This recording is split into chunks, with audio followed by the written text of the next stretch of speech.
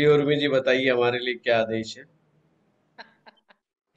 Sir ये मेरा वाला डायलॉग है। जी जी। सर आज तो सर इन सर ये कोर्स कंप्लीट हो चुका है।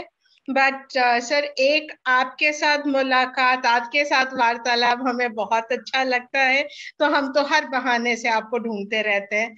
तो सर इसी मौके का फायदा उठाते हुए हमने आपको बुला लिया कि जिनके जो भी डाउट्स हैं वो ताकि क्लियर हो सके। ये बेसिक क्लास है उर्मी जी। हाँ जी सर, बड़ी एकदम अच्छी। बेसिक बड़ी क्लास है। हाँ। एकदम जी जी। बेसिक। आप में से कोई भी अगर कोई डाउट है तो प्लीज वो डिस्कशन करें हम सभी लोग मिल करके कि इस विषय में एस्ट्रो पाठशाला आपके लिए क्या कर सकती है। आपका कोई एस्ट्रोलॉजी से रिलेटेड कोई डाउट है तो वो भी हम बात करते हैं। एक एक करके आप करना शुरू कीजिए। उर्मी जी I am ready. Sir Kiran ji Urmi या मैम ने इतना अच्छा पढ़ाया है कि कोई डाउट नहीं है सर, एक्चुअली मेरा तो। Wow, good, very good. Thank you Payal, but सारे क्वेश्चंस अभी पूछ लो सीरियसली। मैम चांदनी जी, मैंने रिवाइज किया है मैम, मेरे को कोई डाउट नहीं लग रहा है, आपने सारे एकदम क्लियर किया हुआ है। Thank you but so much Payal. But Chandni ji, you ask your question. आप पायल के रास्ते पे मत चलना। आप अपने क्वेश्चन पूछो। आपके इतने रेमेडीज वाले जो क्वेश्चन होते हैं, sir is a practising astrologer for the last, I do not know, 25 साल सर, 25 to 30 years का, आई थिंक, है ना सर आपका एक्सपीरियंस? हाँ हाँ। जी जी। हाँ, तो इनसे बेहतर रेमेडी के बारे में कोई नहीं बात कर सकता। चांदनी जी, किरण और पायल, इन सब का रेमेडी के बारे में सर बहुत क्यूरियोसिटी है।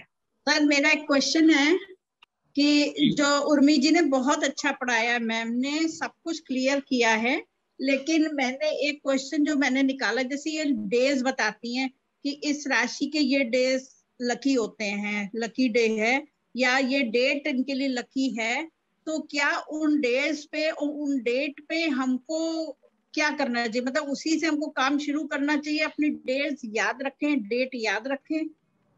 चांदनी जी ऐसा है कि अभी आपको ज्योतिष में और भी लंबी यात्रा करनी है। Yes ma'am. एक विषय आता है जिसे हम कहते हैं मुहूर्त। मुद्दा ये है कि हम क्या करने की शुरुआत करने जा रहे हैं।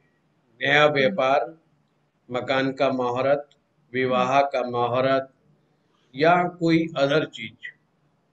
तो अगर हम कुछ इस तरह का बड़ा काम करने जा रहे हैं तो हमें मुहूर्त जैसे विषय का साथ लेना चाहिए। जो सिंपल सिंपल सी चीजें, छोटे छोटे काम है, उनमें हम ये डेट्स, ये डेज का सहारा ले सकते हैं। कि हमें अपने फ्रेंड से मिलने जाना है, चलो भाई मंगलवार को नहीं मिलते, बुधवार को मिल लेंगे। एक ऐसी चीज जो हमारी लाइफ में एक बहुत बड़ा इशू नहीं है, उन चीजों में आप इन चीजों का सहारा ले सकते हैं।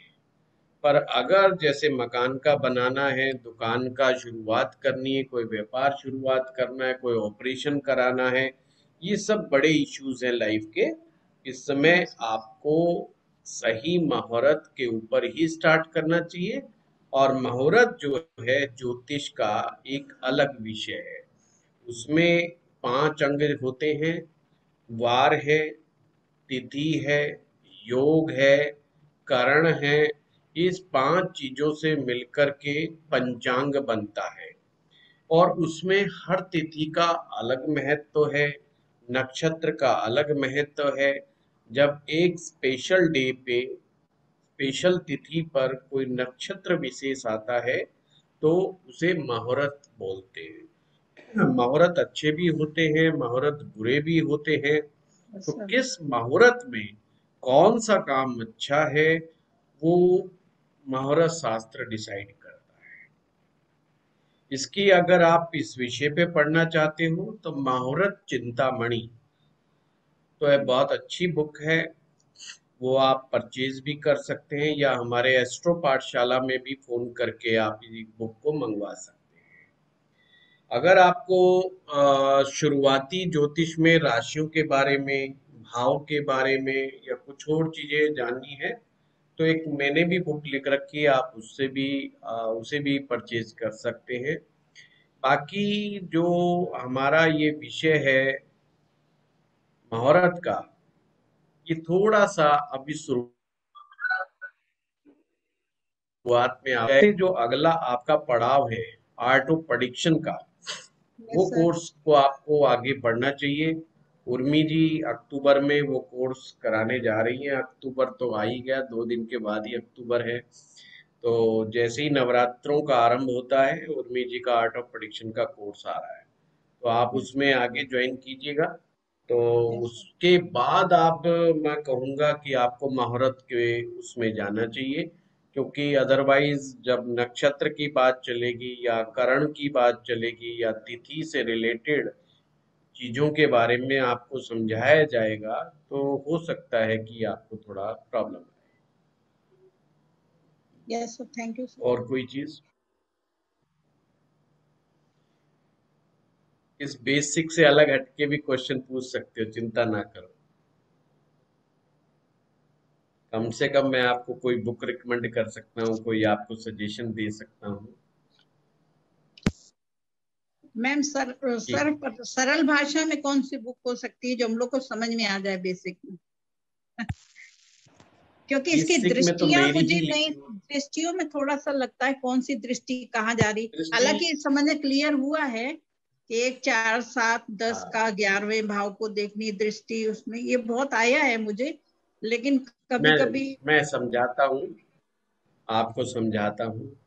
पहला कार्य क्या करना है, स्टेप बाय स्टेप।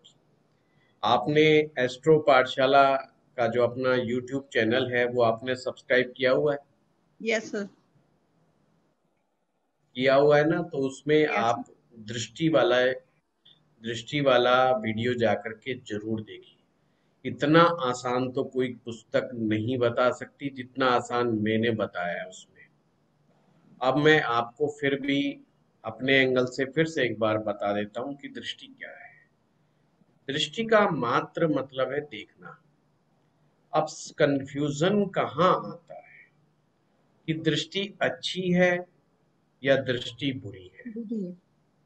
तो सिंपल सी बात है, एक व्यक्ति के अंदर की जो भावना है वो दृष्टि को डिसाइड करता है।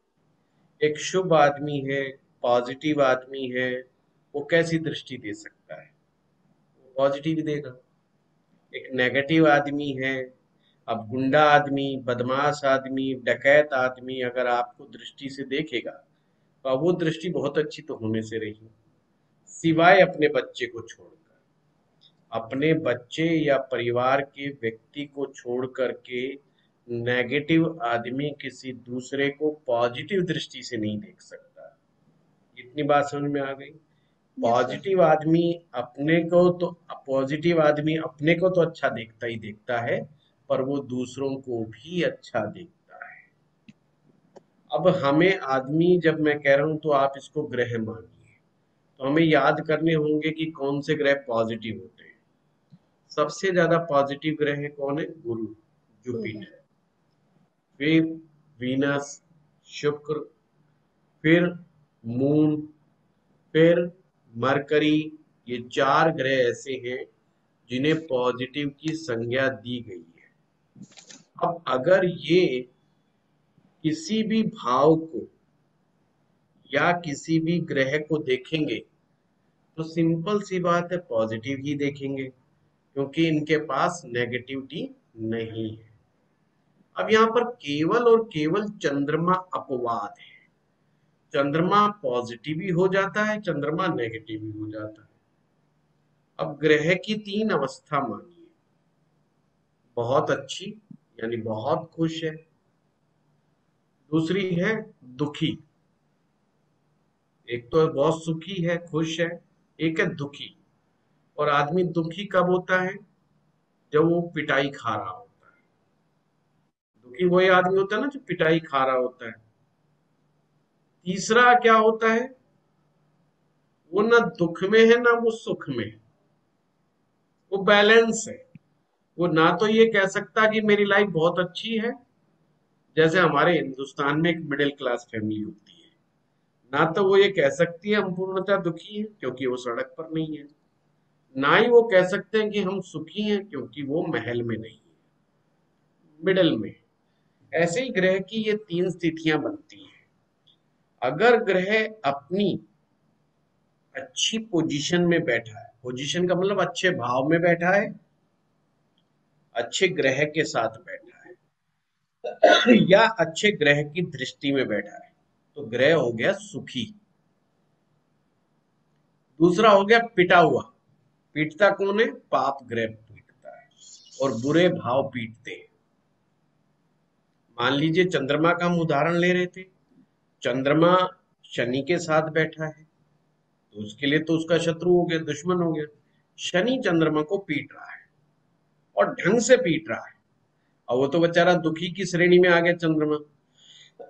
अब चंद्रमा अगर दृष्टि देगा तो कैसी देगा?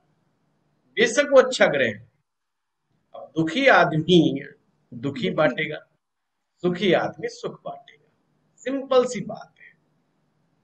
अब हम आते हैं उन ग्रहों की तरफ जो नेगेटिविटी से भरे हुए, मंगल, शनि, राहु, केतु। अब 4 पॉजिटिव थे तो 4 नेगेटिव है।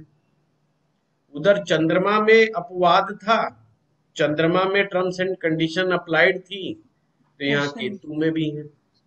केतु पॉजिटिव भी हो जाता है, केतु नेगेटिव भी हो जाता है। एक बचा ग्रह सूर्य, इसे ना पॉजिटिव कह सकते ना नेगेटिव कह सकते। अब उसमें पॉजिटिविटी का गुण भी बहुत समाया हुआ है क्योंकि वो राजा है। राजा वैसे किसी को हार्म नहीं करता, पर अगर किसी का दुश्मन हो गए तो जान का दुश्मन हो जाता है। राजा आपको हीरे मोती दे सकता है, एक पल में कुछ का कुछ बना सकता है, वही राजा आपको छोटी सी बात पर नाराज होकर के जेल में डाल सकता है। यानी जितना पॉजिटिव है उतना ही नेगेटिव है उसके पास। अब इसकी दृष्टि भी डिपेंड करती है कि कैसे जा रही है। उसमें भी वही वाली बात है, राजा अपने बेटे को देख रहा है या दूसरे के बेटे को देख रहा है। पर राजा के साथ एक चीज थोड़ा सा डिफरेंट है, राजा अपने खिलाफ किसी को बर्दाश्त नहीं करता। गुंडा डाकू बर्दाश्त कर लेगा, पर राजा अपने खिलाफ ना तो अपनी वाइफ को बर्दाश्त करता है ना ही अपने बेटे को बर्दाश्त करता है। आपने बहुत कहानियां सुनी होंगी जिसमें राजा रानी को निकाल देता है, राजा अपने बच्चे को बेटे को निकाल देता है, वो कत्ल भी कर सकता है, उसके लिए कोई बहुत बड़ी बात नहीं। इतिहास भरा पड़ा है ऐसी स्टोरीज से जिसमें ये घटनाएं बहुत आम है। अगर उसे पता चल जाए मेरा फलाना रिश्तेदार मेरा शत्रु हो गया या शत्रु के साथ मिल गया है तो बर्दाश्त नहीं करेगा। आप जानते हैं भगवान श्री कृष्ण की कहानी को और शिशुपाल की, कौन था वो? एक तरह से देखा जाए तो उसका भाई ही था, वो बुआ का लड़का था तो भाई हुआ। गर्दन किसने काटी? क्योंकि कृष्ण भी राजा थे। बात अलग है कि वो ऐसे राजा थे जो प्रेम के राजा थे, उन्होंने 100 गालियां बर्दाश्त की और 100वीं गाली पे तो उन्होंने गर्दन उड़ा दी। राजा राम राजा ही थे ना, कि राजपुत्र थे। थोड़ी सी बात पे उन्होंने अपनी वाइफ को निकाल दिया, अपने बच्चे उनके जंगलों में घूमे। छोटी सी बात, बात छोटी और बड़ी राजा के लिए कुछ नहीं होती है। राजा के लिए खुद का मान सम्मान, राजा के लिए खुद की सब कुछ, उसके लिए जो भी कुछ है वो image and dignity, self respect, उससे बड़ा उसके सामने कुछ भी नहीं।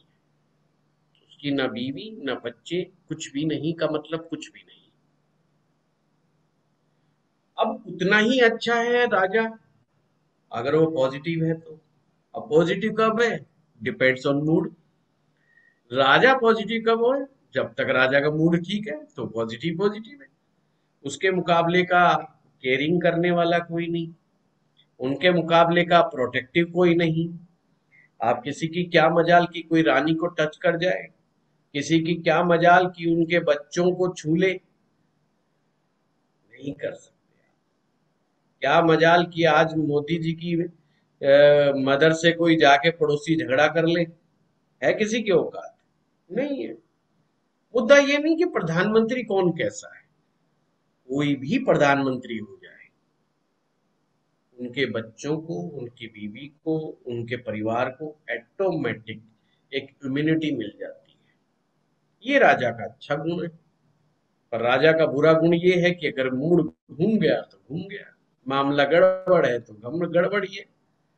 मोदी जी की वाइफ वाइफ तो आज भी है और उसको आज भी प्रोटेक्शन मिली हुई है, पर बस पीएम के हाउस में नहीं है, प्रोटेक्शन पूरी मिली हुई है। तो आप चीजों को समझें, ग्रह को इंसान की तरह और अपनी तरह समझेंगे तो ज्योतिष बहुत आसान हो जाएगा। आम इंसान की कहानी को बहुत अच्छे से समझता है, ऐसे ही ग्रहों को इंसान के रूप में समझेंगे तो इनको देखना, सोचना, समझना और इनको प्रेडिक्ट करना आप लोगों के लिए आसान हो जाएगा। सिंपल सी बात है। और वैसे ही आप इनकी रेमेडी कर पाएंगे। रेमेडी करने का क्या मकसद है? हम अपने परिवार में किसको कैसे खुश करते हैं? तो आप में से सब कहेंगे सिंपल है, जो चीज उसको पसंद है वही चीज उसके सामने ला के रख देते हैं और वो पिघल जाता है, उसका गुस्सा शांत हो जाता है। अब मान लीजिए आपके बेटे को कोई चॉकलेट पसंद है स्पेसिफिक कंपनी की, आप वो लाइए, वो दीजिए, वो बेचारा धीरे धीरे पिघलना शुरू हो जाएगा। ज्यादा गुस्सा है तो 3 दिन में पिघल जाएगा, और ज्यादा गुस्सा है तो 5 दिन में। बस रोज वही चीज देते रहिए, 5-7 दिन के बाद अपने आप काबू में आने लग जाएगा। हस्बैंड गुस्सा है तो हस्बैंड की मनपसंद सब्जी और डिश देते रहिए 5-7 दिन लगातार, वो बेचारा पिघल जाएगा। तो कहने का तात्पर्य यह है कि कोई ग्रह अगर उसकी रेमेडी करनी है तो उसका मतलब उसे प्रसन्न करना है। जो भी चीजें उनको पसंद है वही करना शुरू कर दीजिए, दैट्स रेमेडी। रेमेडी में कोई बहुत बड़ा रॉकेट साइंस थोड़ी है। उनका खाने का भोजन, उन्हें कौन सा अनाज पसंद है, उन्हें कौन से वस्त्र पसंद है, उन्हें उनकी भावनाएं कैसी हैं, उनकी विचार कैसे हैं, वही चीज पसंद है। मान लीजिए आपकी कुंडली में सूर्य अच्छा है और आपकी सोच छोटी है, तो सूर्य हो गए नाराज। यार मैं राजा बन के इस व्यक्ति की कुंडली में आया और इसने मेरा बैंड बाजा बजा दिया, आपने कर दिया नाराज। आपको राजाओं की तरह बिहेव करना पड़ेगा, चाहे आपकी जेब खाली। आपसे कोई सामने वाला मदद मांगने आ गया, आपको उसके लिए फाइट करना पड़ेगा, लड़ना पड़ेगा, आपको उसके साथ खड़ा होना पड़ेगा, क्योंकि आप राजा हैं। आप कहेंगे कि मेरा क्या कनेक्शन? एक राजा का अपनी प्रजा से क्या कनेक्शन? वही है कनेक्शन उस आदमी का है और आपका है। राजा ऑटोमेटिक पालन करता है, वो ये नहीं देखता यार ये मेरा राज दरबार में है कि नहीं, एक ही बात पूछता है कहाँ से हो। वो कहता है राजा साहब मैं तो आपके ही नगर का हूँ, बस इतना ही इंट्रोडक्शन बहुत है। जैसे हम नेताओं के पास जाके बोलते ना, जनाब मैं तो आपके गांव का हूँ, हो गया इंट्रोडक्शन कंप्लीट। अच्छा मेरे गांव के हो, अब तो काम हो, कोई जरूरत नहीं है आपको। वो कहेगा यार मेरे गांव से आया है, इसका तो काम होना ही चाहिए, नहीं गांव में मेरी इमेज खराब हो जाएगी। सिंपल है। और कोई क्वेश्चन आपके दिमाग में आ रहा है? पूछिए। अगर हम सन को स्ट्रॉन्ग कर लेते हैं ओनली, तो बाकी जो ग्रह है वो हमारा कुछ नहीं बिगाड़ सकते फिर, मतलब सन की रेमेडीज करते हैं तो हम। सबकी अलग अलग थ्योरीज है, थोड़ा सा आपने भी बिल्कुल ठीक कहा, पर हर ग्रह को हर डिपार्टमेंट नहीं दिया गया। और मनुष्य की समस्या ये है कि उसको हर चीज चाहिए। उसको संतान भी चाहिए, उसको प्यार भी चाहिए, उसको विवाह भी चाहिए, उसको धन भी चाहिए, उसको लग्जरी भी चाहिए, उसको दान करना भी चाहिए, उसको भगवान की भक्ति भी चाहिए, उसको मन की शांति भी चाहिए। तो सारी चीजें एक दूसरे की कंट्राडिक्शन है। मन की शांति चाहिए तो धन नहीं मिलेगा, धन मिलेगा तो मन की शांति गायब हो जाएगी। ये कोई रॉकेट साइंस नहीं है, ये सिंपल साइंस है, सबको पता है। अगर हम सारा दिन धन कमाने में दिमाग लगाएंगे तो मन की शांति कहाँ से मिलेगी। और अगर हम अपने कंफर्ट जोन के अंदर अपने बढ़िया बिस्तर के ऊपर या सोफे के ऊपर बैठ के मूवीज देखेंगे तो ये भी पक्की बात है कंपनी नहीं चलने वाली, तो धन कहाँ से आएगा। हो गया ना कंट्राडिक्शन। इसीलिए नवग्रहों ने हर डिपार्टमेंट अलग अलग कर दिया। अब ये है कि इंसान के पास अपनी सुविधा हो गई कि उसको किस डिपार्टमेंट से काम है। वो कहता है जी मेहनत बहुत हो गई पर सुख नहीं मिल रहा। अच्छा तो चंद्रमा के पास जाओ, चंद्रमा आपको एंजॉय की बातें करेगा, चंद्रमा आपसे एंटरटेनमेंट की बातें करेगा, चंद्रमा आपको कविताएं पढ़वाएगा, कविताओं की किताब पढ़ोगे, रिलैक्स सोओगी। नींद का कारक ग्रह चंद्रमा है। चंद्रमा डिस्टर्ब है तो नींद कहाँ से आएगी। तो आप चंद्रमा के पास जाते हैं और उनसे प्रार्थना करते हैं, हे चंद्र देवता नींद तो लेके आओ। नींद तो आ ही नहीं रही।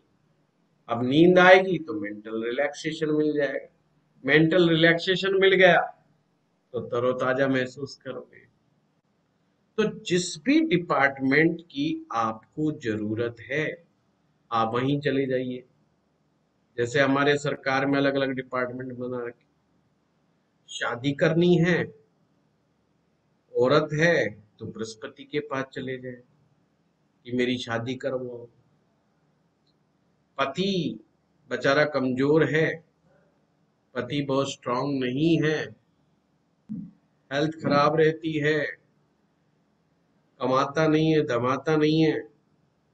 हेल्थ ठीक है तो कमा के नहीं देता, कमा के देता है तो गाली गलौज करता है, दारू पीता है, उल्टे सीधे हरकतें करता है, बात बात पे गुस्सा करता है, आपसे लड़ाई करता है, झगड़ा करता है, हार जाता है, बड़े प्यार से बात करता है। अब महिला कंफ्यूज है, ये क्या चक्कर है, मुझसे इसका मतलब दुश्मन मैं ही हूं। तो महिला कहाँ जाए। अब बृहस्पति के पास जाएगी क्या। बृहस्पति क्या कहते भाई मेरा काम था शादी कराना, मैंने दिया करा। मैंने एक सोसाइटी के सिस्टम को बनाना था, मैं सोसाइटी को सभ्य बनाना चाहता हूँ, सिविलाइज देखना चाहता हूँ। सिविलाइजेशन का मतलब ये हुआ कि आपको एक लाइसेंस मिल गया है, आपको एक प्रोटोकॉल मिल गया है, आप उससे बाहर नहीं जा सकते। प्रोटोकॉल है मैरिज का। अपनी शादीशुदा जिंदगी के अंदर आपको एक प्रोटोकॉल मिला है जिसको सामाजिक मान्यता है, कानूनी मान्यता है कि आप एक साथ रह सकते हैं स्त्री पुरुष होने के बाद। वो कहता है ठीक है, बृहस्पति कहता है मैंने भाई इतना ही काम करना था, दूसरा काम करूंगा, मैं आपको संतान दूंगा, वो भी पुत्र संतान दूंगा। अब इससे ज्यादा की बात मत करो। हाँ ज्ञान का कारक, ज्ञान मांगना है, अध्यात्म मांगना है, हायर एजुकेशन लेनी है तो मैं कर सकता हूँ, इसके अलावा मेरे पास कोई मतलब नहीं है। तो आप जाते मंगल ग्रह के पास कि भाई मेरा मंगल जो है क्रोध का कारक है, पति क्रोध कर रहा है, गुस्सा कर रहा है, तो मंगल देव से प्रार्थना करते हो भाई इसका गुस्सा शांत हो, ये लड़ाई झगड़ा करता है क्यों है मुझसे। तो अब ऐसे में अगर आप मंगल की रेमेडी करते हो तो पति का गुस्सा शांत होने लगता है, पति का झगड़ा खत्म होने लगता है, क्योंकि मंगल से आपने शांत कर दिया ना। पति का व्यवहार, पति की शारीरिक क्षमताएं मंगल ग्रह से देखी जाती है। पति का व्यवहार, पति की शारीरिक क्षमताएं मंगल ग्रह से देखी जाती है। तो मंगल ग्रह पे जाइए आप। मंगल ग्रह कहता है ठीक है जी।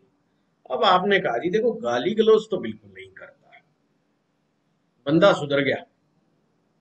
बृहस्पति ने शादी करा दिया, मंगल ने गाली गलौज और लड़ाई झगड़ा छुड़वा दिया।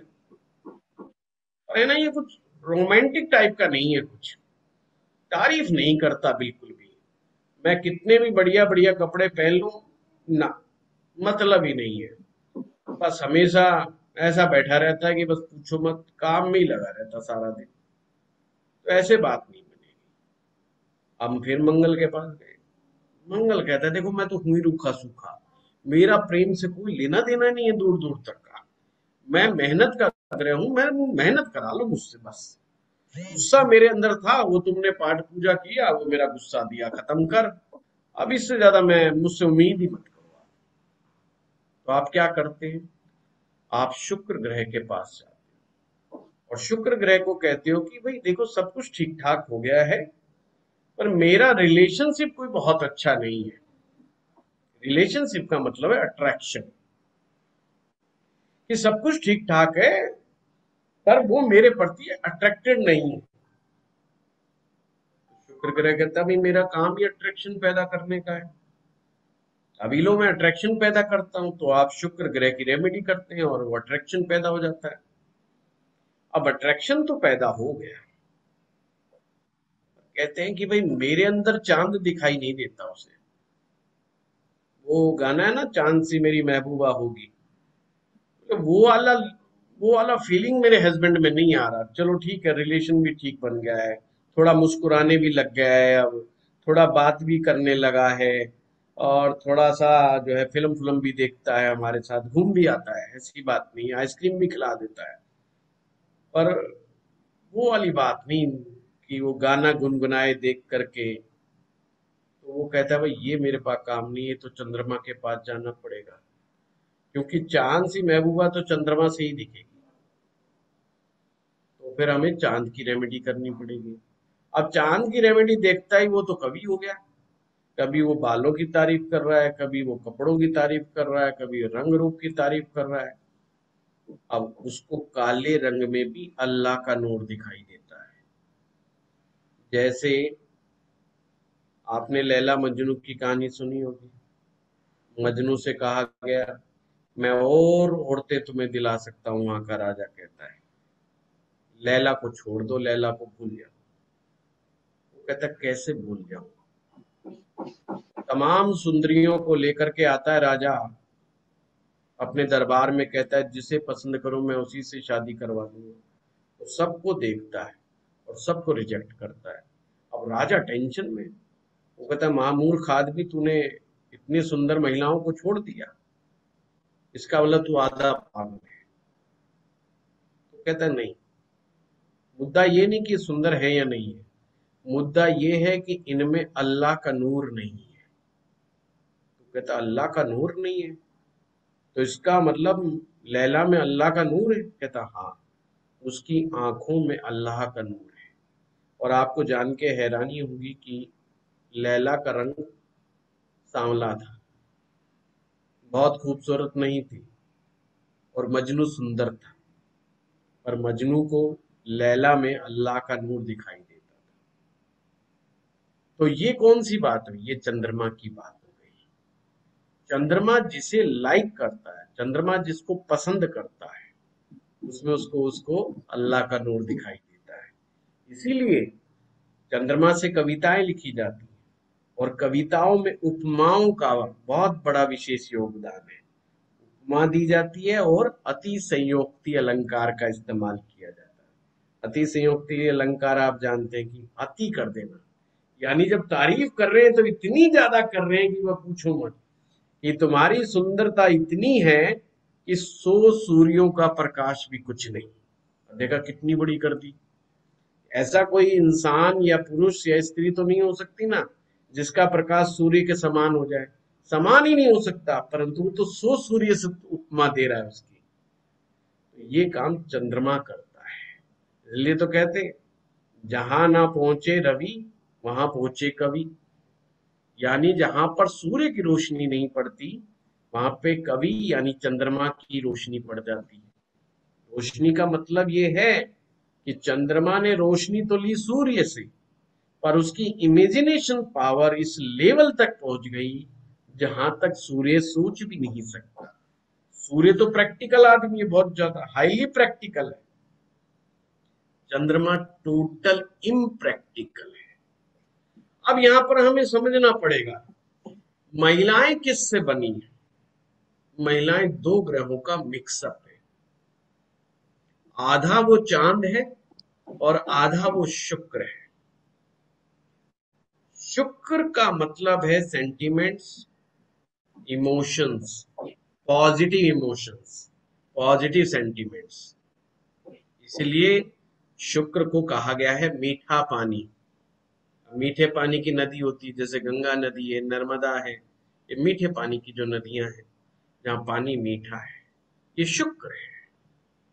अब समुद्र, पानी तो अथाह है पर पीने के लायक दो बूंद भी नहीं, यानी पीने के योग्य तो पानी नहीं, वो चंद्रमा है। अब हमारा शरीर तो 70% से ज्यादा तो चंद्रमा है, तो इसको हम ऐसे कहेंगे 70% स्त्री के अंदर चंद्रमा का गुण है और 30% शुक्र का गुण है। इस शुक्र की वजह से महिला सुंदर होती हैं, कोमल होती हैं, सॉफ्ट होती हैं, सेंटिमेंट्स वाली होती हैं, और चंद्रमा के गुण की वजह से कल्पनाएं बहुत करती हैं, इमेजिनेशंस बहुत अच्छी करती हैं। इसलिए सजाना, प्रेजेंटेशंस करना, ये महिलाओं में प्राकृतिक गुण है। और चंद्रमा का संबंध महिलाओं की जो साइकिल है, मेंसुरेशंस वाला जो साइकिल है, उसका संबंध चंद्रमा से है और वही महिलाओं को सुंदर बनाता है। तो चंद्र और शुक्र दो ग्रहों का मेल एक तो डबल माइंडेड बना देता है। 30% तो बड़ा पॉजिटिव सोच रही होती है, 70% वो कल्पनाएं कर रही होती है, ये मेरे बारे में ऐसा सोचता होगा। और वो पहले से कल्पना कर लेती कि आज हस्बैंड आएगा तो घर में रखी हुई फला फला चीज की तारीफ करेगा, क्योंकि आज मैंने टेबल को बहुत अच्छे से सजाया है। अब हस्बैंड दनाता हुआ आता है, उसको ना टेबल दिखती ना सजावट दिखती। अब चंद्रमा तो क्या है, मन है, हो गया ना मन दुखी। यही ग्रह हैं, ग्रहों को इंसान के हिसाब से समझना चाहिए। और पुरुष क्या है, आधा सूर्य है आधा मंगल है, इसलिए उससे काम करा लो बहुत बढ़िया, जिम्मेवारी दे दो बहुत बढ़िया, लड़ने को भेज दो बहुत बढ़िया, तारीफ करने के लिए भेज दो, वो कहता है मैं तो सूर्य हूं, उल्टा महिला मेरी तारीफ करे। और तारीफ किस चीज की, तुम बहुत पुरुषार्थी हो, तुम बहुत बलवान हो, तुम्हारी छतर छाया में तो मैं बिल्कुल सुरक्षित हूँ। और वो एकदम पंप मार के हवा में चढ़ जाएगा, वो कहेगा यार यही महिला अच्छी है, बस बाकी तो सब मामला गड़बड़ है। और महिला कहते तू दो कौड़ी का नहीं है, तेरे अंदर दम नहीं है, तू तो लड़ाई नहीं कर सकता, तू झगड़ा नहीं कर सकता। वो कहेगा मेरा तो सूर्य ही खत्म कर दिया, मेरा तो सारा मंगल ही खत्म कर दिया, अब वो किसी भी लायक नहीं बचा। तो जब भी आप ग्रहों की बात करें, ग्रहों को समझना हो तो इंसान के हिसाब से समझें। एक एक चीज जीवन की जो होती है वो आप ग्रहों के माध्यम से आप समझ सकते हैं कि आपके अंदर ऐसा क्यों अंदर से हो रहा है, क्यों हो रहा है। अभी मेरा एक वीडियो आया है, आप लोग जरूर देखना, आप लोगों को स्पेशल रिकमेंड करूंगा। कल आया था मेरा एक और यूट्यूब चैनल है सिद्ध गुरु रेमेडीज के नाम से, सिद्ध गुरुजी रेमेडीज, आप कहेंगे तो मैं इसमें डाल दूंगा। है 1.5 घंटे का, पूरा देखो तो खोलना वरना मत खोलना। सर डाल दीजिएगा। उसमें इतना शानदार व्याख्या है कि सबकॉन्शियस ब्रेन की पावर जो होती है और वशीकरण क्या चीज होती है उसके बारे में डिटेल से समझाया गया है कि किस तरह से हमारे शरीर के अंदर 9 के 9 ग्रह विराजमान है ना। हम कुछ आदतें होती है जिनसे हम खुद ही दुखी होते हैं, कोई और नहीं, और तो बाद में होगा, पहले हम ही दुखी है और हम उसको चेंज करना चाहते हैं। जब दूसरा कहता है यार तेरे अंदर ये कमी, हम अंदर से कहते हैं ये तो हमें भी पता है, फिर हम कहते हैं आज से हम बदल गए, क्योंकि ये आदत तो बहुत बुरी है। जैसे आदमी कहता ना सिगरेट पीना बहुत बुरी है, अब उसने एक फिल्म देखी कि तंबाकू या सिगरेट पीने से कैंसर हो जाता है, वो एकदम दिमाग में आता है भाई साहब तुमने बिल्कुल ठीक कहा। क्या उसे पहले से पता नहीं था? उसे तो पहले से भी पता था कि सिगरेट पीने से कैंसर हो जाएगा, तंबाकू खाने से मुंह का कैंसर हो जाएगा। कहता है भाई पता तो था, पर आज अच्छी तरह से पता लगा। वो अपने मन को समझाने के लिए कहता है, पर अच्छी तरह से उसे पहले से ही पता था। अब वो क्या करेगा? कहता है आज से बंद। बंद का मतलब बंद। वो बेचारा प्रयास करता है, सिगरेट को देखता है, फिर दूसरी तरफ देखता है, सिगरेट को देखता है, फिर दूसरी तरफ देखता है, फिर कहता है नहीं नहीं नहीं पीऊंगा भाई। बंद का मतलब बंद। एक दिन नहीं पीता, 2 दिन नहीं पीता, 3 दिन नहीं पीता, चौथे दिन झगड़ा हो गया। अब वो चक्कर लगा रहा है, चक्कर लगा रहा है, अचानक से सिगरेट का पैकेट आता है। वो जैसे ही निकालता, एक कश मारता, हाँ अब दिमाग की शांति पड़ी। ये झगड़ा इसलिए हो रहा था क्योंकि मैं टेंशन में था। झगड़े का कारण ये था कि मैं सिगरेट नहीं पी रहा था। देखो, लड़ाई खुद ने की, झगड़े का कारण सिगरेट नहीं है, पर जैसे ही सिगरेट पीता है उसको एकदम रिलैक्स मिलता है और कहता है भाई गलती करी मैंने जो ये कह के कि सिगरेट से कैंसर होता है। दिमाग लगाता है कि यार कितने साल में, तो 10 साल। अरे 10 साल तो जीले बहुत है। 10 साल तो तू पी ले, फिर बाद में देखी जाएगी। एंड उसका फैसला क्रॉस। क्यों नहीं उसने सिगरेट को छोड़ पाया? ये चीज मैंने उस वीडियो में बताई है आपको, क्योंकि वो सब कुछ बुद्धि से डिसीजन ले रहे हैं और बुद्धि से कोई चीज नहीं बदला करती, ये ध्यान रखना। आपके अंदर जो ग्रह बैठे हुए हैं, 9 ग्रह, वो अंदर एक बदलाव पैदा करते हैं। इसलिए जो ग्रह खराब हो जाता है वो आपको बार बार परेशान करता है, बार बार करते हैं आपको, बार बार परेशान करता है। यही कारण है कि हम ज्योतिषियों की प्रेडिक्शन सही हो जाती है कि 98% लोगों को उसका रहस्य नहीं पता कि ग्रहों को ठीक कैसे किया। 98। इसलिए 98 में से कितने परसेंट ज्योतिषी के पास आएंगे? अब ज्योतिषी की किस्मत अच्छी है तो सारे के सारे उसी के पास आएंगे। 2% वाला उनके पास कभी आता ही नहीं। इसलिए ज्योतिषी कहता है यार बिल्कुल सटीक जाती है मेरी भविष्यवाणी। मैंने कहा मंगल 5वें घर में बैठा है तो गुस्सा आएगा। गुस्सा आता है ना, वहां जाता है, बहुत गुस्सा आता है, बहुत कंट्रोल करता हूं मैं यार, पर पता नहीं क्या होता है, कुछ होता है बस, और गाड़ी स्टेशन छोड़ जाती है। अब क्या करें? आप कहते हो, रट्टा लगाते हो कि गुरु 5वें में बैठा है। अच्छा, बुद्धि है, क्रिएटिव पार्ट पंचम से आता है। मंगल यहाँ बैठता तो गुस्सा आएगा। आपके लिए ये सूत्र पक्का हो गया, पर किन लोगों के लिए पक्का हो गया? जिन लोगों को रहस्य नहीं पता कि रेमेडी कैसे की जाती है, वशीकरण कैसे किया जाता है। उसमें मैंने बताया सौंदर्य लहरी। आजकल मैं सौंदर्य लहरी पढ़ा रहा हूँ। संडे को क्लास होती है मंत्र तंत्र वाली।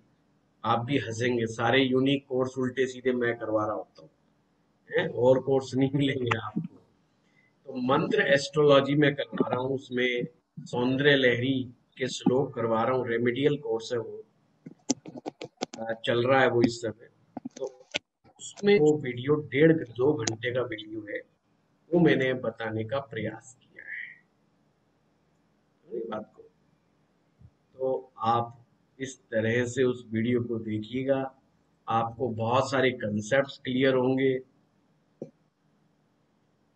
और कोई?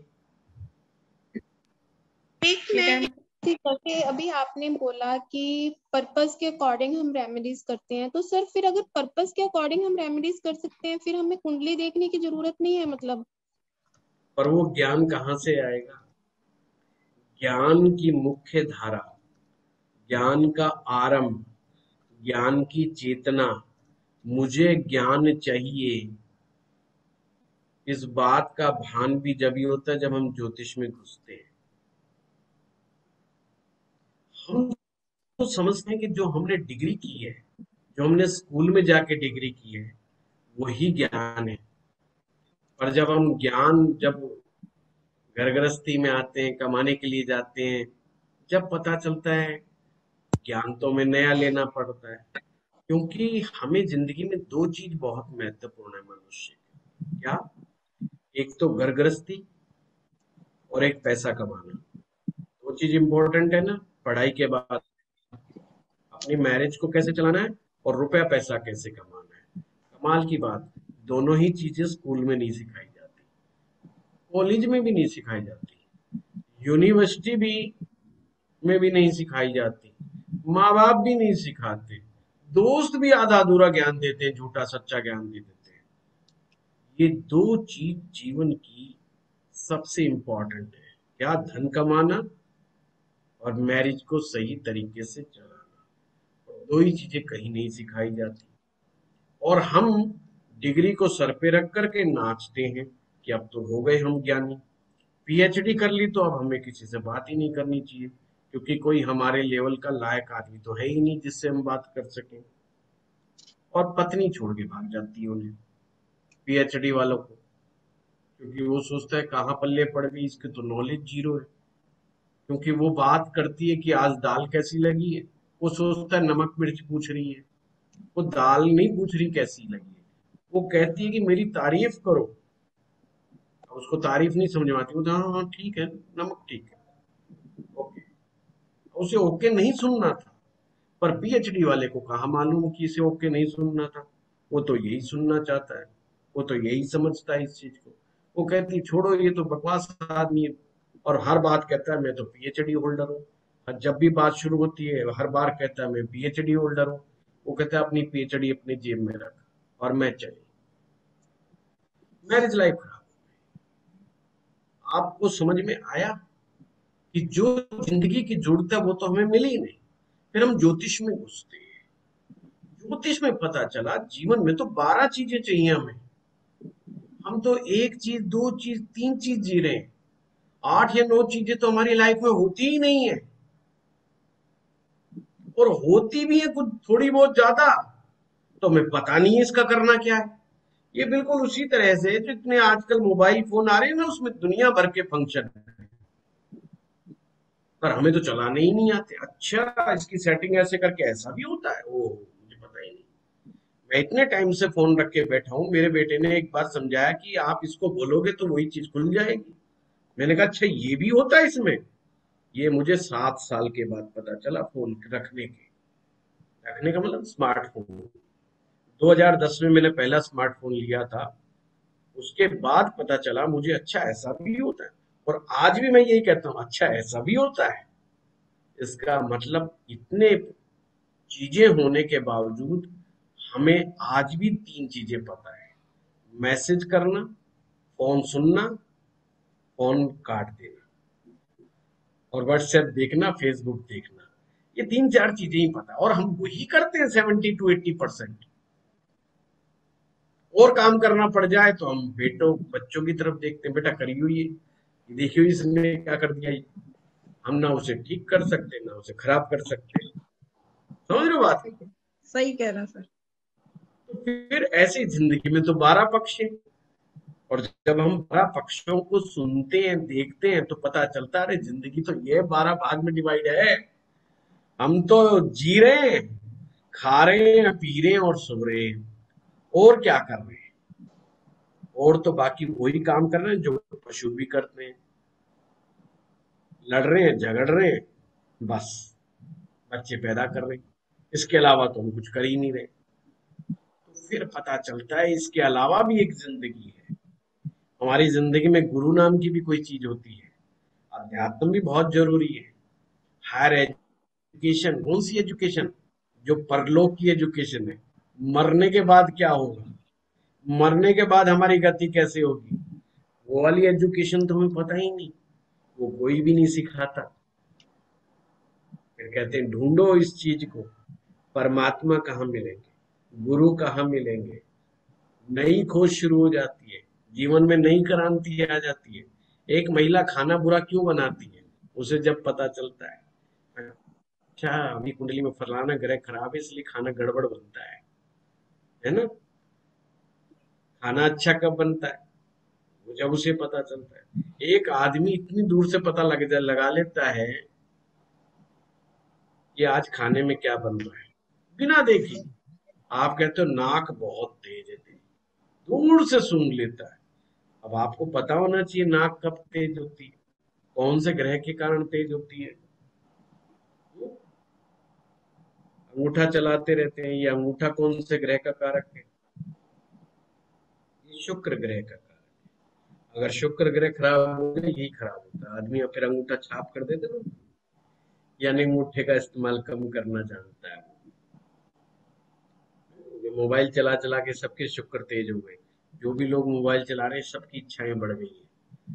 सबको सुंदर पति चाहिए, सुंदर वाइफ चाहिए, सुंदर घर चाहिए, सुंदर या पहनने के लिए कपड़े चाहिए। मोबाइल चला रहे हैं ना, इसलिए आपके बच्चे जो सारा दिन मोबाइल चलाते हैं, उनको सब चीज आपसे ज्यादा चाहिए, शुक्र ही शुक्र चाहिए उन्हें। आप कहते इतने शुक्र का क्या करेगा, हमने तो 1/20 भाग में काम चला लिया। वो कहता 20% से कुछ नहीं होगा, क्योंकि वो अंगूठे का इस्तेमाल कर रहा है।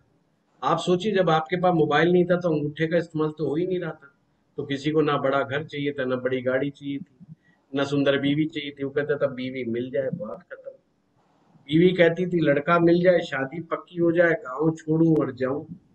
तो सारा खेल शुक्र का ही तो है। नाक आपकी बुध ग्रह है, बुध अच्छा होगा तो नाक अच्छी होगी, सिंपल सी बात है। जब आप कहते हो कि मेरे शरीर का कौन सा अंग हरकत में, कौन सा नहीं है, तो आप अपनी कुंडली देखते हैं, फिर पता लगा लेते हैं, हाँ वही कमजोरी है, ये तो कमजोरी है। अब आप समझे, नाक का संबंध बुध से और बुध का संबंध बुद्धि से। नाक का संबंध बुध से और बुध का संबंध बुद्धि से। एरोमा की क्वालिटी, एरोमा किन लोगों को ज्यादा बढ़िया समझ में आ जाता है। जितना मर्जी मिक्सअप खाना बना लो, बताने वाला टेस्ट का गुलाम 1 मिनट में बता देगा इसमें क्या क्या चीजें, और नहीं तो खाए जा रहा हो पता नहीं क्या मिला रखा, क्या गड़बड़ गड़बड़। इसका मतलब उसका शुक्र गड़बड़, उसका मतलब उसका चंद्रमा के तो हालात ही खराब है।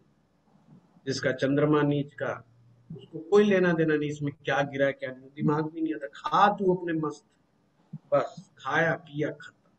फिर नाम पता है ये पनीर टिक्का है, पर इसमें नींबू डाला था या अमचूर गिरा था ये उसे नहीं पता, या दही में डूबा हुआ था नहीं पता।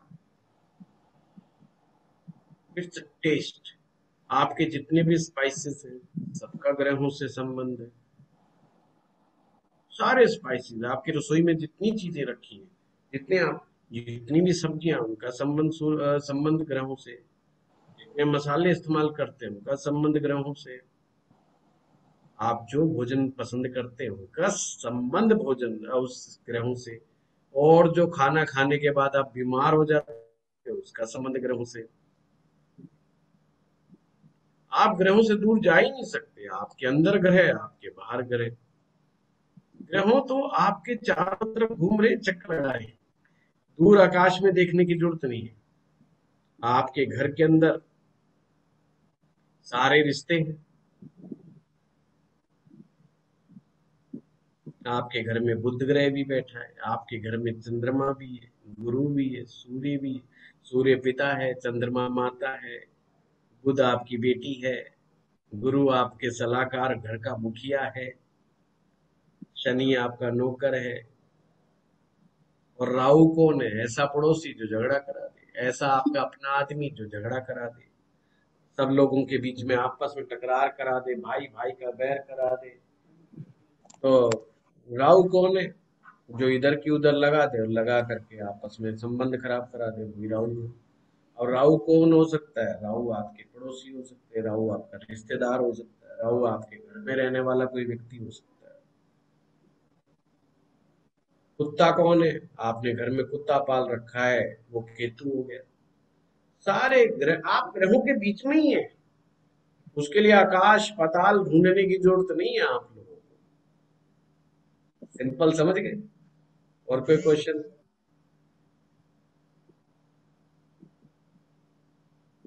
सर जैसे मैं पर्सनल क्वेश्चन है सर मेरा, सर जैसे मुझे लोगों की पहचान नहीं है, तो मेरा कौन सा ग्रह मुझे स्ट्रॉन्ग करना चाहिए कि मैं बहुत जल्दी जो है लोगों की बातों में आ जाती हूँ और धोखा खाती हूँ बस शुरू से ही सर? बस तो पहचान होना शुरू हो गई है आपको। धोखे से ही पहचान होना शुरू होती है। बस कॉपी में नोट कर लेना किस टाइप के आदमी से धोखा खाया, होना शुरू हो गई पहचान। देखिए, पहचान किसी को भी नहीं होती पायल। भगवान श्री हरिविष्णु जी ने हमारी आंखों के सामने पर्दा डाल दिया कि हम किसी को देखते ही पहचान नहीं सकते। जो आदमी कहता है मैं आदमी को देखते ही पहचान जाता हूँ, समझ लो सबसे ज्यादा पिटा हुआ आदमी वही है। उसने बहुत पिटा है, वो बहुत थपेड़े खाए, और जिसने थपेड़े नहीं खाए हैं उसको आदमी की पहचान नहीं है। राहुल गांधी को आदमी की पहचान नहीं है, मोदी को आदमी की पहचान है। वो भीड़ देखते ही समझ जाता है यहाँ पर क्या बोलना है। राहुल गांधी वो बोलता है जो पर्चे में लिखा हुआ आया है। पर यही तो अंतर है, उसने थपेड़े नहीं खाए, इसने थपेड़े खाए। अब वो थपेड़े खा रहा है तो उतना ही सीख रहा है, जितना थपेड़े खाएगा उतना सीख जाएगा। ये सबकी कहानी है पायल जी, ये कोई संबंध नहीं है ना। ये तो जितना एक कहते हैं ना, आप जिस तरह के आदमी से लड़ते हो ना, एक समय आप उसके कुशल कारीगर हो जाते हो उस फाइट के, मतलब उतने चैंपियन हो जाते हो, आपको पता है अब ये कहां से वार करेगा। जैसे जितनी बार आप शतरंज खेलोगे उतनी चाल आपको समझ में आने लगेगी। और एक ही खिलाड़ी से खेलोगे ना, आप कितने भी फसड्डी खिलाड़ी हो, एक दिन उसको हरा दोगे, क्योंकि आप महीने में, 2 महीने में, 3 महीने में उसकी सारी चाल सीख लोगे, ये कहां से आता है और कैसे अटैक करता है। जैसे पति पत्नी होते हैं ना, 10 साल के बाद पत्नी समझ जाती है इस पति को काबू में कैसे करना है। 20 साल के बाद पति सरेंडर कर देता है, वो कहता है तुम जो कहो तो मैं करूं, तुम ना कहो तो ना करूं। फिर तुम याद करके देखो 20 साल पहले ये बंदा कैसे था, उछल उछल के पड़ता था, कहता था खबरदार जो मैं एक भी बात मान लूं तो तुम्हारी। एक्चुअली में कुछ नहीं, ये रोज के झगड़े का परिणाम है। सही है। ये जो आपने मशक्कत की है ना 20 साल तक उस आदमी के साथ शतरंज खेलने की, बस ये उसी ने विजेता बना दिया। आप चाहे फिर कैसे भी क्यों ना हो, और पति कितना भी इंटेलिजेंट क्यों ना हो, दुनिया को बेवकूफ बनाता हो, दुनिया को काबू में रखता हो, पर वो आपको काबू में नहीं रख पाया। 20 साल के बाद उसने सरेंडर करना ही करना है। ये उसकी जो है ना नेट रिजल्ट है फाइनल। सर ये जो त्रिकोण होता है, लगन, 5वां और 9वां घर जो होता है, उसके जो लॉर्ड होते हैं, अगर हम उसको स्ट्रॉन्ग कर लें तो घर में हम मतलब हमारी खुशहाली आ सकती है। जानी जी, ये देखना खुशहाली का मीनिंग क्या है आपकी निगाह में। नहीं मतलब वो स्ट्रॉन्ग, अगर स्टार हमें आप मेरी बात समझो, मैं तो प्रश्न 1 मिनट में ही समझ गया, कितने सालों से मैं यही कर रहा हूँ। 15 सालों से पढ़ा रहा हूँ मैं। स्टूडेंट मुंह खोलता है उससे पहले तो मुझे समझ में आ जाता है कि मामला क्या जा रहा है। मुद्दा ये है चांदनी जी, अगर आदमी को पंचम भाव कब और किस समय चाहिए, उसके क्या मायने हैं। पंचम 2 है, कैसा? जवानी में पंचम प्रेम है, बुढ़ापे में पंचम संतान है। बुढ़ापे में संतान प्यारी हो जाती है और जवानी में प्रेमी प्यारा हो जाता है। तो हमें उस पंचम के साथ उस कारक ग्रह को बहुत ढंग से इस्तेमाल करना पड़ता है कि प्रेमी का कारक ग्रह कौन सा है और संतान का कारक ग्रह कौन सा है। पंचमेश कुछ भी है, संतान का कारक ग्रह गुरु है। अब मान लीजिए कि आपका पंचम भाव का स्वामी बुध है और आप कहते हो जी मैं तो बुध को मजबूत करूंगी, ये तो आधा अधूरा सत्य हो गया। अब बुध का मतलब तो फाइनेंस है। नहीं, उसमें जो ग्रह बैठे होते हैं वो नहीं, उससे मतलब नहीं है। नहीं नहीं नहीं, उसका कोई लेना देना नहीं। अब ये आगे बढ़ोगे जब मालूम लगेगा। पंचम भाव के स्वामी की आप बात करें तो आप कहते हो मैं आपका प्रश्न है कि अगर पंचम भाव के स्वामी को मजबूत कर लिया जाए तो क्या मैं सुखी हो जाऊंगी। मैं वही बात बता रहा हूं, अगर आपके पंचम भाव का स्वामी बुध ग्रह है तो आपको फाइनेंस आएगा, पर आप चाहते उल्टा हो। आप कहते हो मेरे बेटे की नौकरी लग जाए, क्योंकि बेटा 25-26 साल का हो गया और उसको बेचारे को सेटिंग नहीं बैठ रही है रोजगार में। तो माँ क्या चाहेगी, माँ यही तो चाहेगी कि बेटा अच्छी जगह सेट हो जाए। अब वो प्रेमी तो नहीं चाह रही ना कि कोई प्रेमी आए, अड़ोसी पड़ोसी, गुप्ता जी खन्ना जी कोई आए, प्रेम लड़ाए, वो तो नहीं चाह रही। तो यहाँ पर हमें देखना पड़ेगा कि संतान का कारक ग्रह तो गुरु है, तो बुध ग्रह के साथ गुरु की रेमेडी हमें करनी पड़ेगी। ओके। तो हमें देखना है पंचम कौन सा पंचम, जवानी वाला है बुढ़ापे वाला। ऐसे ही लगन, लगन आपकी हेल्थ है। अब जवानी वाली जो हेल्थ है वो अलग बात को कह रही है, बुढ़ापे वाली हेल्थ कुछ और ही कह रही है। बुढ़ापे वाली हेल्थ कह रही है भाई बीमारी से दूर रखो तो अच्छी बात है, बुढ़ापे में बीमारी से डर लगता है, जवानी में एक्सीडेंट से डर लगता है। बुढ़ापे में एक्सीडेंट से डर नहीं लगता, देखा जाएगा मरेंगे मर जाएंगे, पर वो बीमारी से बहुत डरता है यार। रिपोर्ट जब आती है तो ऐसे डरता हो, जवानी में कहता है क्या कर लेंगे जो होगा देखा जाएगा। डॉक्टर भी उम्मीद बहुत रखता है, अरे जवान आदमी है, अच्छा थोड़ा सा खून कम है, 7 दिन दवा ले ले ठीक हो जाएगा। बूढ़ा आदमी जाता है, डॉक्टर भी सोचो पड़ता है कब तक इसको आयरन के कैप्सूल दूंगा यार, आयरन की दूंगा कॉन्स्टिपेशन हो जाएगी, कॉन्स्टिपेशन के लिए आएगा फिर फलानी चीज हो जाएगी। अब डॉक्टर सिर खुजा रहा है, वो कह रहा है यार बूढ़ा आदमी ना आए तो अच्छा है। डॉक्टर की मन की इच्छा, उसे भी जवान आदमी चाहिए। तो लगन जवान भी, लगन बूढ़ा है, वही तो जवान, जो जवान है वही तो बूढ़ा होगा। तो मैंने इसलिए पूछा कि मेरा छोटा बेटा है, वो अभी उसमें मतलब उसका फाइनल ईयर है, तो उसकी मैंने कुंडली दिखवाई थी, तो मेरे पंडित जी ने बुध का उपाय बताया और गुरु का उपाय बताया, दोनों करवा रहे हैं मुझसे। इसीलिए मैंने पूछा, उसके भी बुध लिखा है उसके पंचम हाउस में, बुध बैठे, इसलिए मैंने पूछा कि ये क्यों। आपने अपनी कुंडली देखनी है चांदी जी, बेटा जो दूसरे नंबर का है। नहीं आप मुझे बताइए, मैं वैसे ही बता रहा हूँ। आपका बेटा दूसरे नंबर का है, ये छोटा बेटे हाँ, तो आपको सप्तम भाव देखना है। सप्तम भाव का स्वामी ग्रह कौन है, उसके ग्रह का और प्लस गुरु, 2 ग्रहों की रेमेडी करनी है। सप्तम में भाव में बैठे हुए ग्रह का कोई लेना देना नहीं, ठीक है? Yes sir. है ना। अभी मैं रेमेडीज वाला जो ये चैनल चलाया है इसको सब्सक्राइब करो, है ना, सिद्ध गुरुजी रेमेडीज करके है, इसमें मैं ऐसे ही आपको रेमेडीज भी दूंगा और सब चीजें दूंगा। सिद्ध गुरुजी, तो सिद्ध गुरु इकट्ठा वर्ड है, जी अलग है, रेमेडीज, सिद्ध गुरुजी रेमेडीज। मैं अभी भेजूंगा वीडियोस, उस वीडियो को अंदर जो है उसके अंदर जाके इस चैनल को सब्सक्राइब, लाइक और कमेंट्स कीजिएगा, उससे आपको पता लगेगा, ठीक है? और उर्मी जी और बताइए आप लोग, कोई और रेमेडी? सर मैं एक और क्वेश्चन। हाँ बोलिए। कोई और बोल रहे हैं सर? कोई नहीं आप बोलिए पायल जी, कोई नहीं। नहीं आप बोलिए, मेरे को सुनाई दे रहा था, बोलिए आप। मुझे मारक और बाधक का पता करना था। मारक और बाधक हमेशा नुकसान ही देते हैं, यानी अशुभ फल ही देते हैं सर? नहीं, अगर वो शुभ स्थिति में भी बैठे हो तब भी? नहीं, स्थिति कैसी भी हो, मारक और बाधक मानसिक योग है जी। शादी से पहले मारक का मतलब कुछ हो रहा है और शादी के बाद मारक का मतलब कुछ हो रहा है।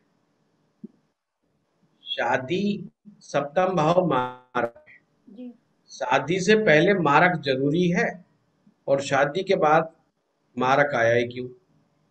यही तो होता है हमारा जीवन साथी। अब ऐसे बच्चे की मानसिक अवस्था देखे जिसके भी शादी हुई नहीं, होने वाली है, वो ढूंढ रहा है, वो अपने पूरे दिन का 60 to 70% यही दिमाग लगाता रहता है, कौन है, कैसी है वो, कब आएगी, कहाँ से आएगी, उसका दिमाग इसी चीज में चला जाता है। अब उसको पूछो यार ये सप्तम भाव तो मारक है, वो पंडित जी के पास जाता है, वो कहता है यार शादी कौन से भाव से देखते हैं, वो कहता है जी सप्तम भाव से जो मारक भाव है। वो कहते हैं मारक अच्छा है, जितनी जल्दी आ जाए उतना अच्छा है ना। वो शादी जिनकी ना हो उनसे पूछ के देखो, जिनकी 30 साल 32 साल 35 साल उम्र हो रही है, उनसे पूछ के देखो मारक अच्छा है कि बुरा है, वो क्या बोलेंगे? वो तो बेचारे कह रहे हैं हम शीर्षासन कर रहे हैं मंदिरों में जा करके, एक टांग पे खड़े हो करके पूजा कर रहे हैं भगवान भोलेनाथ की कि मारक आए तो सही। अब मारक आ जाता, सप्तम भाव शादी करवा देता है, अब मारक का भाव बदल जाता है। सबसे ज्यादा जिंदगी में आपको परेशान कौन कर सकता है, इसके साथ आप सबसे ज्यादा समय बिताते हैं, वही तो सबसे ज्यादा तंग करेगा। और कौन है ऐसा शख्स? वो आपका स्पाउस है। सबसे ज्यादा आपको उसी के साथ जूझना पड़ता है, बस वही मारक हो गया। मारक का मतलब ये नहीं कि एक्सीडेंट हो जाएगा, मारक का मतलब है मन की परेशानियां। मारक मन को मारने वाला, मन को परेशान करने वाला। बाधक, बाधक का मतलब है बाधा डालने वाला, वो बाधा किसी की भी हो। जी बाधा का मतलब ये नहीं कि काम नहीं बनेगा, बाधा का मतलब है कि बाधा आने के बाद काम बनेगा। जैसे एक दौड़ होती है ना, पग बाधा दौड़, वो खिलाड़ी दौड़ते रहते हैं फिर उछलते हैं, वो एक बैरियर आता है फिर उछलता है, फिर बैरियर आता है फिर उछलता है। हेल्दी ओलंपिक गेम्स में देखा होगा। तो बाधक बस वही बाधक है, और मारक वही मारक है। अगर किसी का स्पाउस अच्छा मिल जाए तो उसकी हेल्थ अच्छी होती है, उसकी इम्यूनिटी अच्छी होती है, तो इसीलिए इसको मारक बोला है। देखिए, आपकी इम्यूनिटी इस बात पर डिपेंड करती है कि आपका रिलेशनशिप कैसा है। रिलेशनशिप का मतलब सिंपल एक है, हु इज केयरिंग मी, मेरी केयर कौन कर रहा है। कौन ऐसा शख्स है कि मैं कहूं कि सिर में दर्द है और वो बेचारा मचल जाए। ये है रिलेशनशिप। कौन है ऐसा जो कहता है लाओ मैं सर दबा दूं, लाओ मैं चाय बना दूं, लाओ पाँव दबा दूं। बस ये ही है रिलेशनशिप। क्योंकि अगर हमें शारीरिक सुख की बात करें तो वो तो कहीं से भी मिल जाएगा, पर उसका मतलब रिलेशनशिप नहीं है। रिलेशनशिप का मतलब है केयरिंग, प्रोटेक्टिंग। वो फीलिंग जैसे हम अपने बच्चों की करते हैं, हम बच्चों को केयर करते हैं, उनको प्रोटेक्ट करते हैं और अनकंडीशनल करते हैं।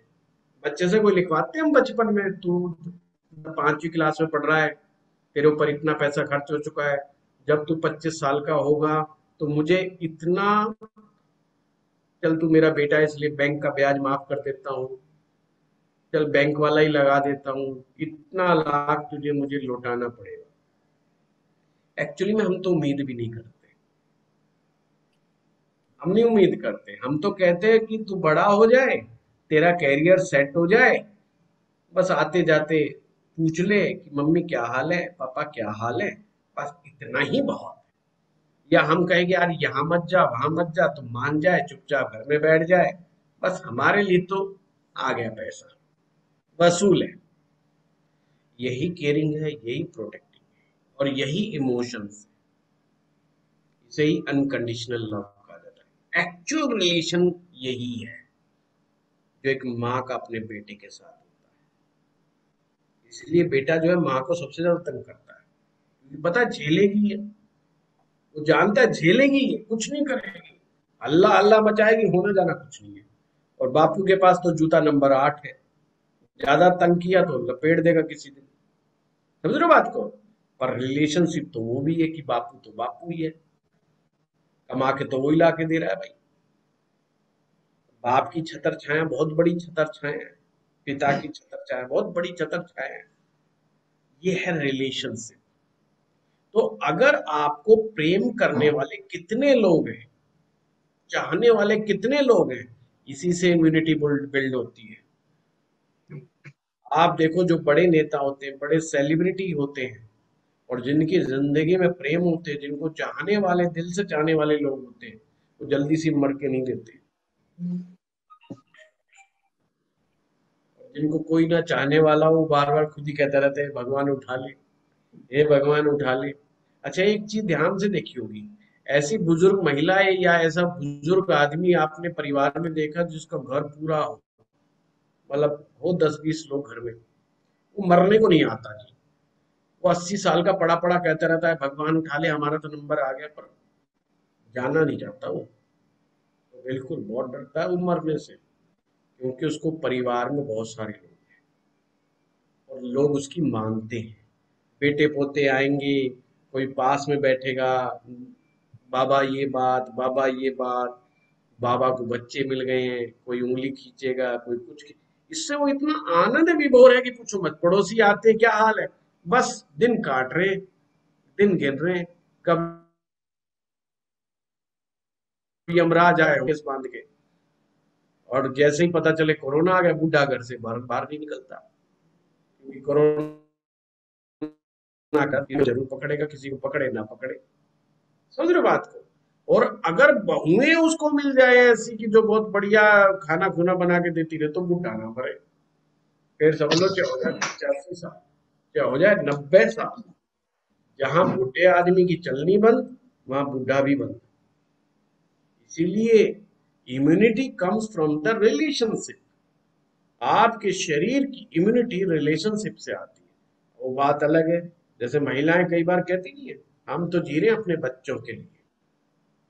पुरुष भी कहता है, भाई मैं तो जीने की कोई उम्मीद नहीं है, पर ये बेटा है मेरा या बेटी है, बस इसी के लिए जी रहे हैं। इसका मतलब इम्यूनिटी बाकी है। जिस दिन वो चीज भी काट दोगे, उस दिन खत्म। और वो ना डरे किसी के बाप से भी मरने से, तो उसको डर लगेगा ही नहीं। इसलिए हमेशा ध्यान रखना, इम्यूनिटी जो शरीर की डेवलप होती है वो पंचम भाव से होती है। लगन आपका शरीर है, और उसको इम्यूनिटी पंचम भाव देता है, क्योंकि पंचम भाव प्रेम है। जवानी में जोश क्यों होता है? प्रेम की वजह से, है ना। देखो आप कितने बड़े बड़े रिस्क ले जाते हैं, लड़के लड़कियां कितने बड़े बड़े रिस्क ले जाते हैं आपस के अंदर। पक्का पता है कि जूते टिकेंगे बहुत बुरी तरीके से, पीटेंगे। लड़की को भी पता है घर में पीटेंगे, बहुत बड़ा बवाल होना है। पर ना वो हिंदू देखते, ना मुसलमान देखते, ना कोई जात देखते, ना ऊंच देखते, ना नीच देखते, ना अमीर देखते, ना गरीब देखते। ये क्या चीज का जोश है? बस पंचम भाव है, उनको बुखार भी ना चढ़ता। और एक बात बता दो, दोनों को अलग कर दो, कह दो खत्म कहानी, शादी नहीं हो सकती। छोरी भी बीमार, बोला जी मेंटल डिप्रेशन हो गया। छोरा बोला खा ही पी नहीं रहा, 3 दिन हो गए छोरे को खाया पिया नहीं, मुंह घुमाए घूम। मेरे पास लोग आते कहते नहीं, मुंह खुलाए घूम रहा है, कुछ खाता ना पीता ना। मान तो गया है, कहता चलो शादी तो तुम जहां कहोगे वहां कर दूंगा, पर खाना नहीं खा रहा है ढंग से। खाना कहाँ से खाएगा? खाना तो छीन लिया तुमने, अब कहाँ से खाएगा? फिर उसको एकदम से कह दो चल तेरी शादी भाई पक्की, फिर देखो कैसे लपेट लपेट के खाएगा। मामला मन से जुड़ा हुआ है। ज्योतिष आपको आपसे ही मिलवाता है। ज्योतिष किसी कुछ और नहीं है। ज्योतिष आपको ज्ञान करवाता है, आपके अंदर एक चेतना जगाता है। ज्योतिष आपके अंदर के सूर्य को जगा देता है कि क्या जो आप कर रहे हो या जो आपके साथ हो रहा है, ये क्यों हो रहा है। ये क्यों का जवाब देता है, ये वाई को क्लियर करता है। यही बस ज्योतिष है ना आसान। Yes sir. आंख बंद करके आगे बढ़ते जाओ, एस्ट्रो पाठशाला को पकड़ लो, बिल्कुल 100% ज्योतिषी बना के छोड़ेंगे। और ऐसा ज्योतिषी आपके शहर में तो दिखाई देगा नहीं। कोई कहीं लपट गया कहीं, तो बस मेरी तरह क्वेश्चन पूछना कि जीवन को जीने के लिए कौन सा भाव जरूरी है। वो लगन बोलेगा, आप पंचम बोलना। उसको तो लगन भी भूल जाएगा बेचारा, अपने जा करके कहेगा बात तो ठीक कह रहे हैं, बात तो बिल्कुल पते की है। तो हमारा एस्ट्रो पाठशाला में बहुत अच्छे एक्सपर्ट टीचर हैं, कमाल के टीचर्स हैं, कमाल की एस्ट्रो पाठशाला, और कमाल के हम, और कमाल के स्टूडेंट्स हैं। ऐसा वातावरण, इतना प्यारा वातावरण आपको कहीं और नहीं मिलेगा। और उर्मी जी के आप सभी कदरदान हैं बहुत ज्यादा, और उर्मी जी के हम भी कदरदान हैं। Sir please. सही, बहुत अच्छा है। मैम है ही इतनी अच्छी है। Thank you Kiran. Sir it's 1:30, हमने आज आपको बहुत देर के लिए रोक लिया। Thank you so much sir. मुझे भी इतना मजा आया कि I can't tell you. Sir मेरी मिलेंगे नेक्स्ट बैच में आप लोगों के साथ। Yes yes sir, thank you Urmi ji. Thank you sir.